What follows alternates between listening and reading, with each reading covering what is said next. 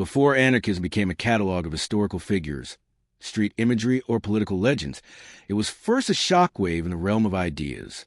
A refusal, not a rebellion of noise, but a rebellion of principle. The entire philosophy begins with a razor-sharp intuition. No human being is born to kneel. From that intuition emerges its enduring motto, a phrase so concise that it slices clean through centuries of dogma. No gods, no masters. This is not a call for chaos. It is not an anthem of disorder. It is a declaration that every external authority, whether it descends from heaven, emanates from a throne, or hides behind the bureaucratic mask of the modern state, rests on a legitimacy that must be examined, questioned, and often dismantled. Anarchism begins where blind obedience ends. To understand this philosophy, imagine stripping society of all its inherited hierarchies. No sacred authorities guiding thought. No political structures claiming custody over collective destiny. No social ranks disguised as natural order. What remains is the individual, conscious, reasoning, capable of shaping meaning without needing permission from any institution. Anarchism insists that this individual is not a fragment of society, but its foundation. And because the individual carries a thinking mind, no entity has a right to dominate it. The target of anarchism is not merely the state as an administrative machine. It is the deeper idea that power has a right to command. According to anarchist thought, domination is not wrong because it is inefficient. Domination is wrong because it wounds the dignity of the one who obeys. This is why the destruction of authoritarian structures is not just a political goal. It is an ethical necessity. Freedom is not granted from above. It erupts from within. Yet, for all its philosophical rigor, anarchism is also wrapped in a vast cultural mythology. Say the word anarchist, and images rush forth. Proudhon writing with mathematical clarity that property enslaves. Bakunin rising like a storm against every form of centralized authority. Rebels and insurrectionists who refuse to accept the world as it was handed to them. To some, anarchism evokes clandestine movements, Molotov cocktails, and police reports from the 19th and 20th centuries. To others, it evokes dreams, cooperative communities, horizontality, shared responsibility, the possibility of living without rulers. But beneath every myth, whether romantic or violent, lies a much more demanding idea. Anarchism is a philosophy of liberation at its most radical, not the diluted freedom promised by constitutions, nor the conditional freedom allowed by markets. A freedom that does not stop at the threshold of the home, the workplace, or the classroom. A freedom that refuses exceptions. A freedom that does not ask the powerful to behave better, but questions why the powerful exist at all. Anarchism does not say that the world should burn. It says that the structures which prevent human beings from unfolding their full autonomy must be dissolved. Not because order is undesirable, but because no order built on domination can ever be just. The goal is not destruction for its own sake. The goal is to remove the chains that have been mistaken for structure. When viewed clearly, anarchism is neither madness nor idealism.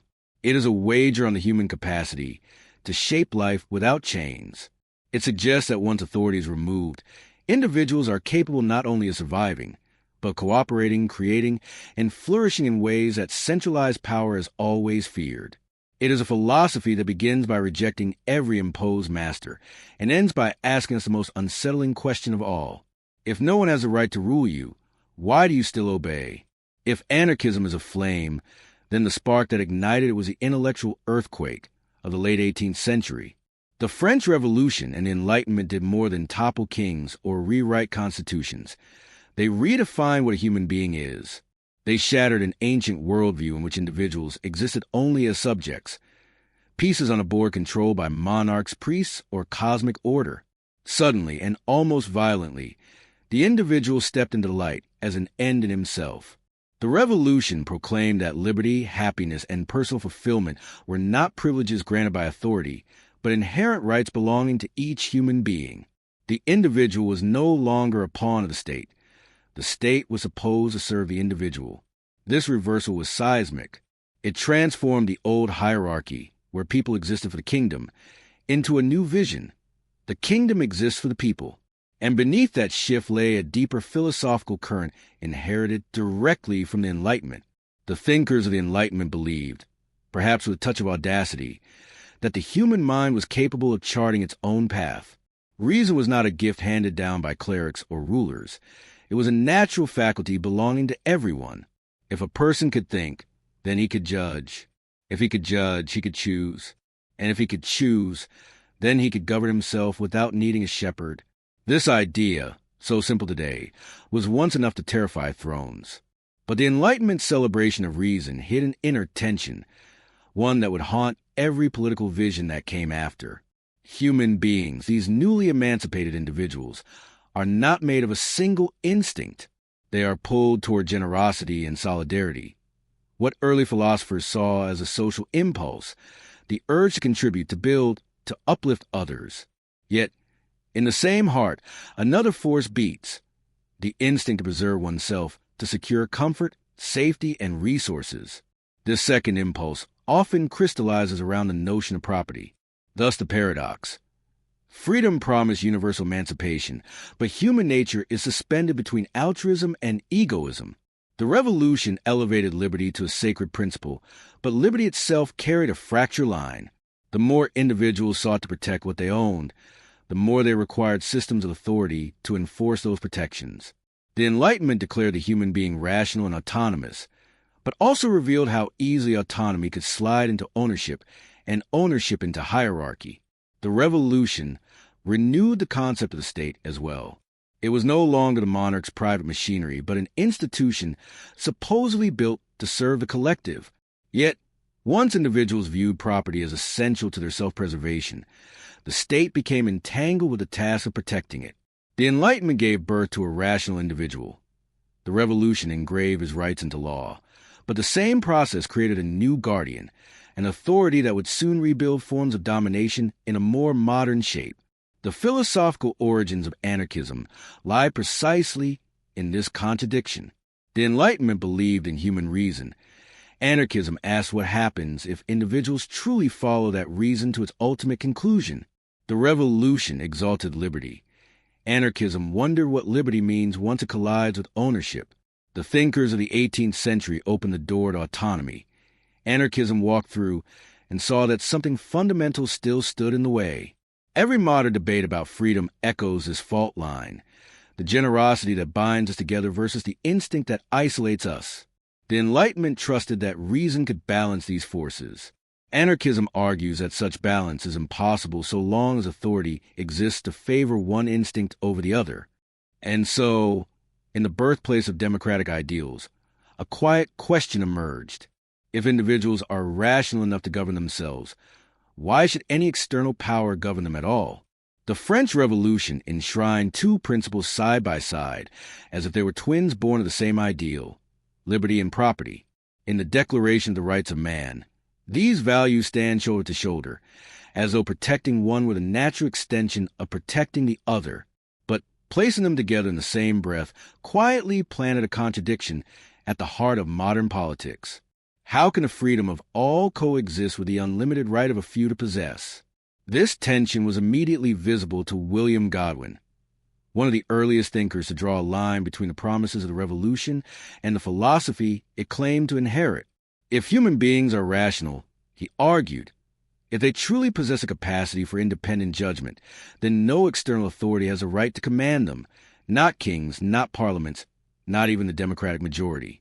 The moment authority steps in to manage reason, it betrays the very humanity it pretends to protect. Godwin took the Enlightenment at its word. If each person is capable of self-government, then government itself becomes a contradiction. And the deepest form of this contradiction, he believed, emerges when property is elevated to the level of a sacred freedom. Because property does not defend itself. Property demands protection, and protection demands force. The natural instinct of the state is to become the guardian of possessions. It builds courts, police, taxation systems, and armies, not only to regulate social life, but primarily to ensure that the owner remains the owner. As soon as the right to property becomes untouchable, the state becomes unavoidable. Authority becomes permanent. Freedom becomes conditional. Anarchism sees this not as a political flaw, but as a structural truth.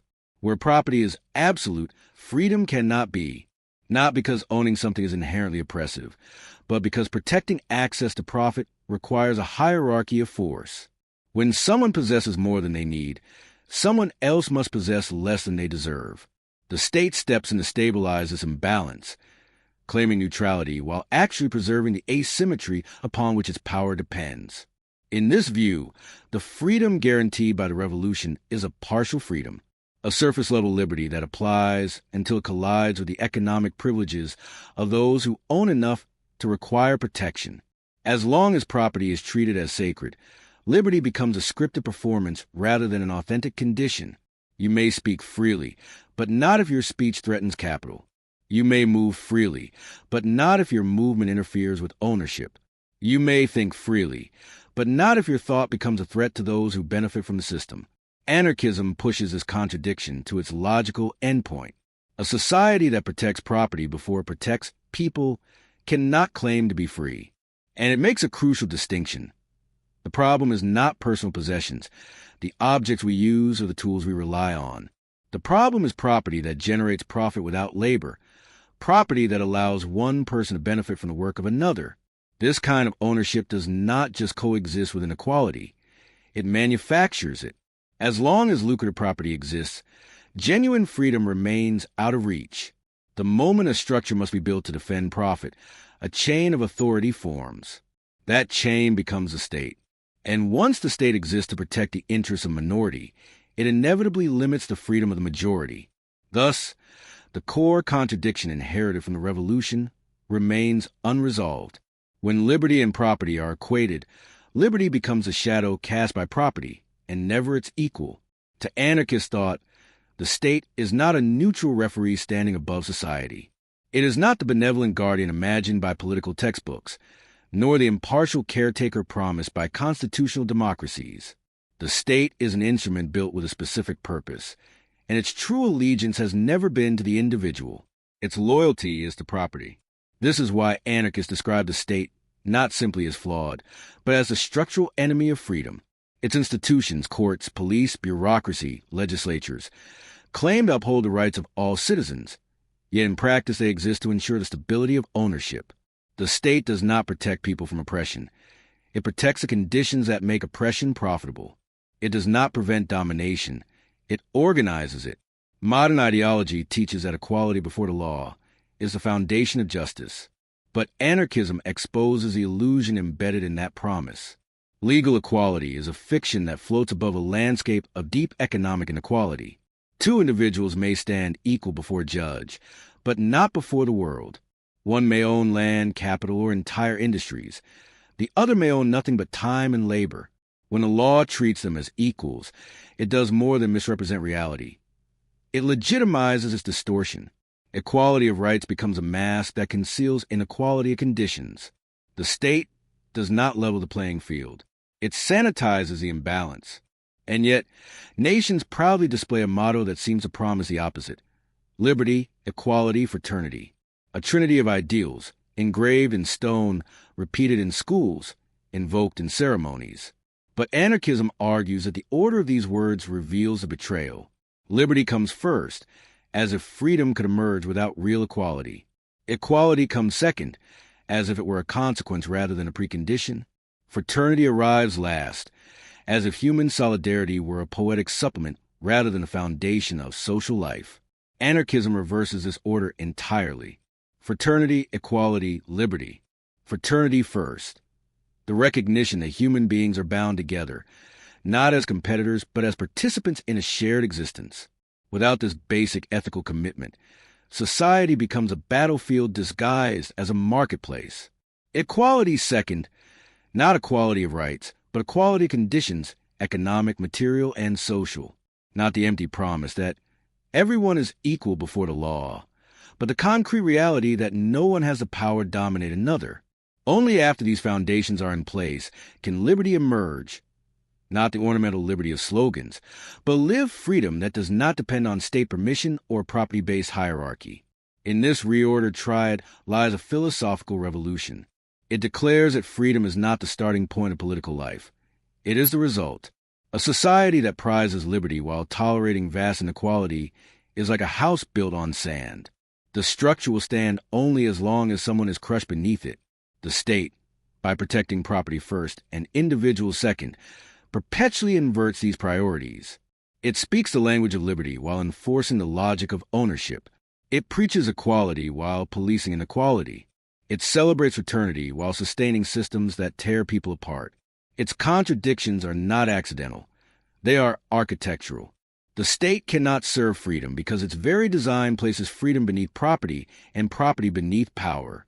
This is why, for the anarchist, the state is not a solution that needs improvement, but a problem that needs dissolution. As long as authority is institutionalized, the promise of liberty remains theatrical, a political performance masking the machinery of control.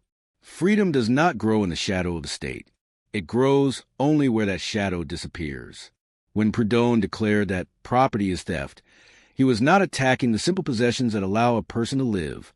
He was not condemning the objects that carry sentimental value, nor the tools someone uses to create their livelihood.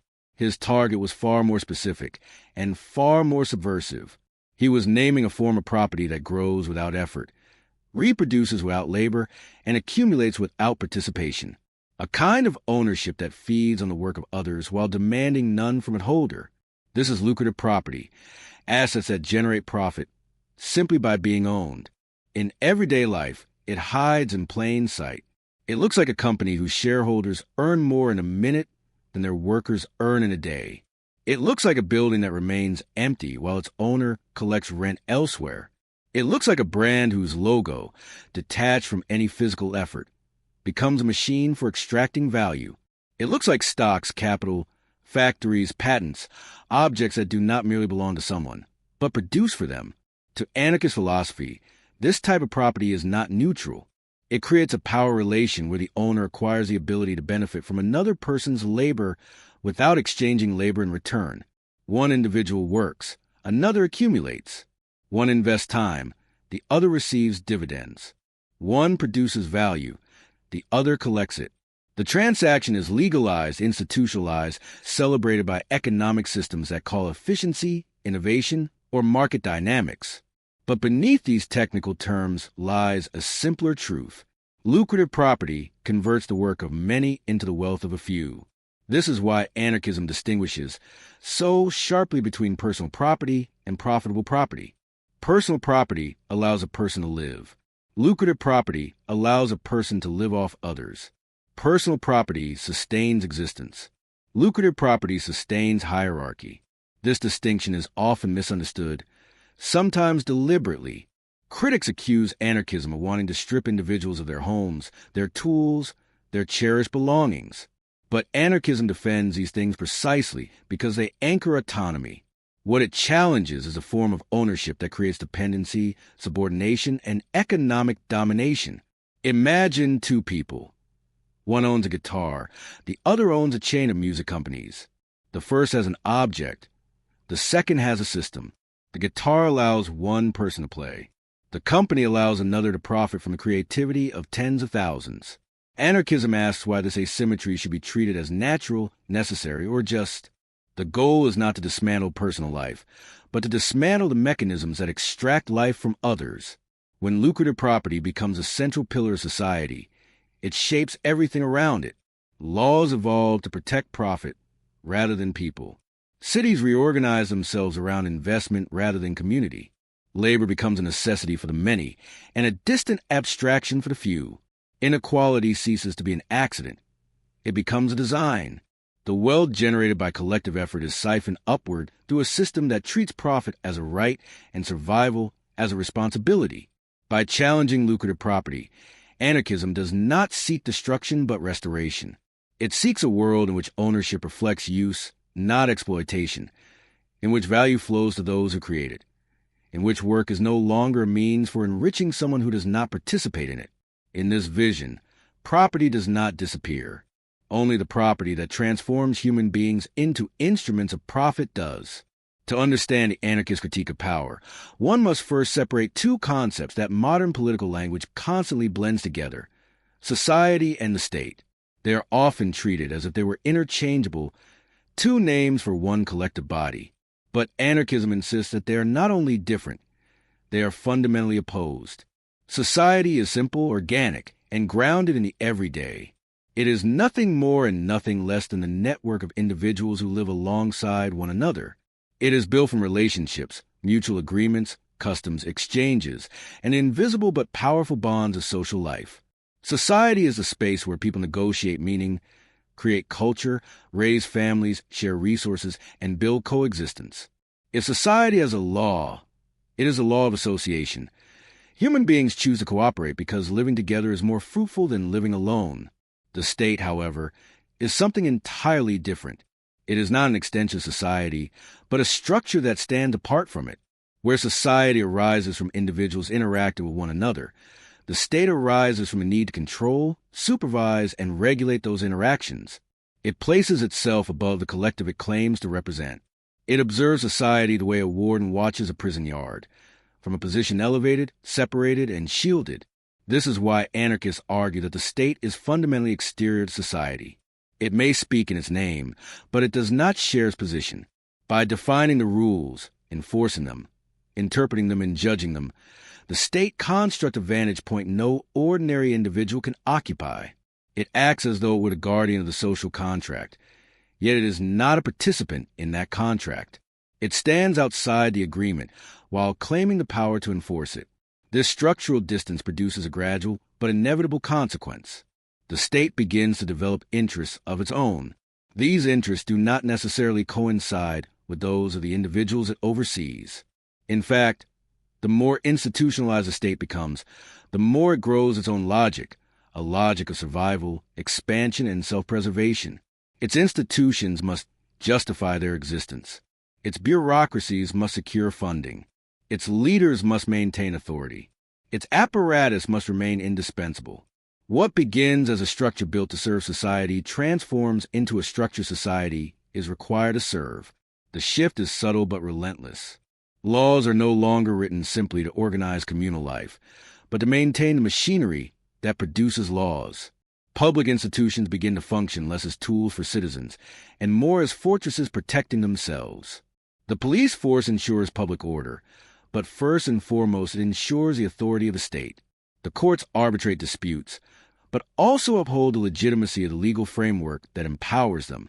The tax system funds common projects, but it also funds a very apparatus that supervises a population. Anarchism argues that this transformation is not an accident of history or a corruption of an original ideal. It is inherent in the architecture of the state. The moment a structure places itself above society, it ceases to be a servant and becomes a sovereign. Its survival becomes a priority independent of the people who constitute society. And once this happens, a conflict emerges, not a temporary disagreement, but a structural antagonism. The state and society do not merely diverge. They become adversaries. The state represents hierarchy. Society represents cooperation. The state enforces obedience. Society generates interaction. The state demands allegiance. Society evolves through freedom. Thus, from an anarchist perspective, it is impossible for the state to truly serve society because it is, by design, positioned above it. A superior cannot be a servant. A ruler cannot be an equal. An authority cannot be a participant. The contradiction is built into the foundation. As long as the state exists outside society, it will always shape society to suit its own survival, not the other way around.